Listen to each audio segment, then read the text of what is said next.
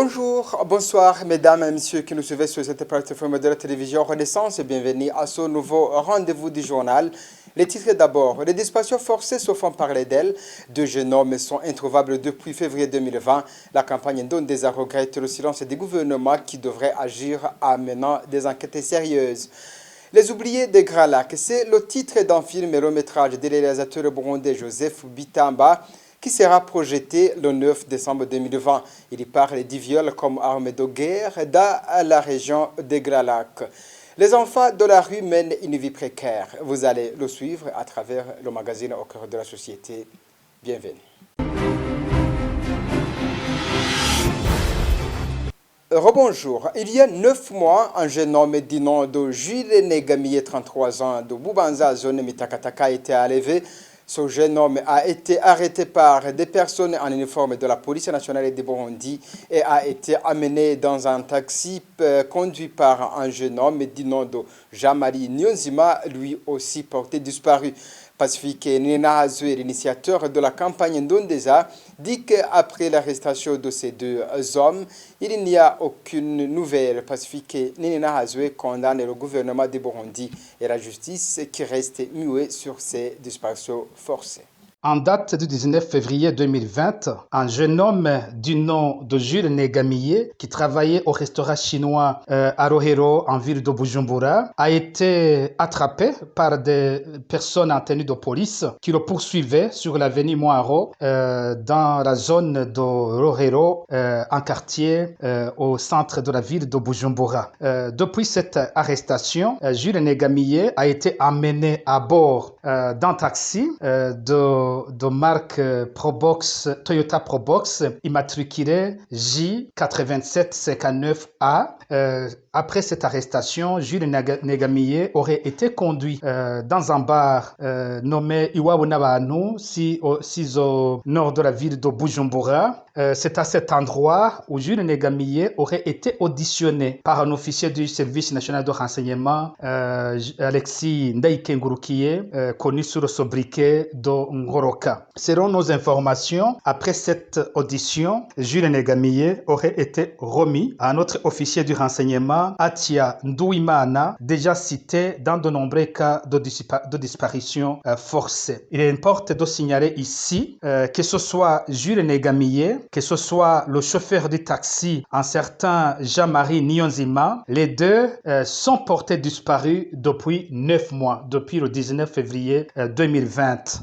Selon les informations à notre disposition, Jules Negamiye serait tombé dans un piège souvent utilisé par un groupe composé de différents éléments des services de renseignement du Burundi qui utilise ce genre de piège non seulement pour faire disparaître des opposants, mais aussi pour voler de l'argent et des véhicules. Ici, nous condamnons encore une fois le silence des autorités burundaises, du gouvernement du Burundi, de la police, de la justice et même de la Commission nationale indépendante des droits de l'homme qui reste muette sur tous ces cas alors que nous avons alerté depuis plusieurs mois, depuis la disparition de toutes ces personnes. Le viol comme arme de guerre dans les pays de Gralac est une réalité. Dans un film et long-métrage du réalisateur burundais Joseph Bitamba, nous y retrouvons deux cas horribles de viol pendant le génocide des Tutsis au Rwanda, en République démocratique du Congo à cause des mouvements rebelles et au Burundi depuis les violences de 2015. Le film sera lancé au Canada et il pourra être suivi sur le lien Zoom qui sera dégagé la veille du lancement pour des restrictions causées par la pandémie du coronavirus. Le 9 décembre 2020, suivez Joseph Bitamba, réalisateur du film Les Oubliés de Grand Lac. Je travaillais sur les différents conflits qui ont endeuillé la région des Grands Lacs. Donc il y a 3 pays dans le film. Il y a le Rwanda, le Congo et le Burundi. Le Rwanda en 1994, le Congo de 1997 à nos jours parce que ça continue, et le Burundi depuis 2015. Alors la source primordiale est politique, puis des fois aussi qui a des connotations ethniques. C'est comme le dit un psychologue dans le film, c'est vraiment une façon de punir l'autre avec qui on ne partage pas les idées politiques ou on ne partage pas l'ethnie ou la provenance. Voilà, donc c'est quelque chose que même les Nations Unies aujourd'hui ont alerté depuis un moment, que pour que ça fasse partie des crimes odieux et qu'il faut les punir. Parce que les victimes, sans justice et sans compensation, mais la compensation n'est pas encore agréée, parce que l'ONU pensait faire un fonds de compensation pour les victimes, mais le fonds serait alimenté par les pays. Donc on n'en est pas encore là. Je sais que lors du dernier vote, ça n'a pas été voté, mais je pense qu'il y a des lobbies qui continuent. Donc c'est quelque chose qui est horrible et que moi je suis burundais, j'ai grandi au Burundi, on n'entendait pas ce genre de choses. Sûrement que ça existait, mais ce n'était pas lié à la politique. Le 9, il va être projeté sur Zoom, via Zoom, donc par le musée de l'Holocauste de Montréal. Donc voilà, c'est au cours de la semaine dédiée aux violences sexuelles. Je pense que il faut, vous savez comment fonctionne Zoom, donc il faudra se connecter. Je pense qu'il y aura un lien sur lequel se connecter. Voilà, donc, mais il y aura aussi une conférence le lendemain à laquelle je vais participer. Politique et gouvernance à présent. C'est une lutte sans merci qu'annonce le général Évariste Ndayishimiye. Le président a lancé un avertissement à quiconque se rendra coupable de détournement de biens publics ou de corruption. Le coupable sera puni et ses biens saisis. Évariste Ndayishimiye l'a déclaré samedi dernier lors de la clôture de la semaine dédiée aux combattants. Les cérémonies se sont déroulées dans la province de Karusi. Suivez.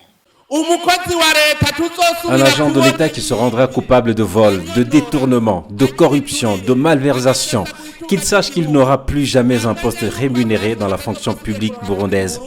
Je sais que les responsables ne vont pas applaudir, mais je vais vous dire. Maintenant, quand je vois quelqu'un qui gère mal les deniers publics, je demande son nom.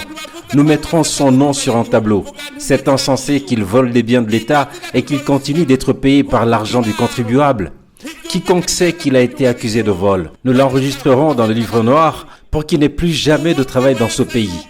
Et sachez que le combat commence dès maintenant. Soyons tous vigilants. Et je sais qu'il y en a qui seront attrapés parce que certains en ont fait leur habitude. Si tu es reconnu coupable de vol, la première chose est de retourner l'argent des contribuables. Il y en a qui disent « je serai mis en prison, mais j'en profiterai lorsque je serai libéré ». Je voudrais vous dire que nous vendrons leurs biens pour redistribuer les recettes au peuple. Nous n'accepterons pas. Nous poursuivons notre journal. Les 4 reporters du journal Iwachu sont emprisonnés depuis 309 jours dans la prison de Bubanza. Ils ont été condamnés par le tribunal de grande instance de Bubanza. La cour d'appel de Nhangwa a confirmé la même peine de 2 ans et demi de prison et une amende d'1 million chacun. Ils ont été arrêtés le 22 octobre 2019 à Bubanza. Ils se rendaient en commune de Musigatipal pour un reportage sur les affrontements qui opposaient des rebelles et les forces de l'ordre. Christine Kamikazi, Agnès Ndirubusa, Terence Mozenzi et Jide Harerimana sont tous accusés de tentatives d'atteinte à la sécurité intérieure de l'État. Les organisations internationales des droits de l'homme et des journalistes demandent sans cesse les libérations parce qu'ils sont en prison pour leur métier. Et va donc clore ce journal. C'est le moment réservé au mini-magazine au cœur de la société, produit en synergie par les médias RPA, Nzamba, Gateka Kawi et la télévision Renaissance. Le monde entier célébrait ce vendredi 20 novembre 2020 la journée dédiée aux droits de l'enfant. Dans ce mini-magazine, nous reviendrons sur le phénomène persistant des enfants en situation de rue au Burundi. Le mini-magazine au cœur de la société vous est présenté par Bertrand Ngendakoulio. La problématique des enfants en situation de rue est une réalité dans différents quartiers de la capitale Bujumbura, comme dans les autres villes du pays. Malgré ce phénomène persistant depuis des dizaines d'années, le gouvernement et ses partenaires n'ont pas de solution adéquate jusqu'à présent. Est-il possible donc d'éradiquer ce phénomène d'enfants en situation de rue dans le pays? Les réponses dans son mini-magazine à la présentation. Bertrand Ngendakuliyo, bienvenue. Ils sont encore nombreux à arpenter le macadam du centre-ville et des quartiers limitrophes à la recherche de l'argent ou de quoi manger.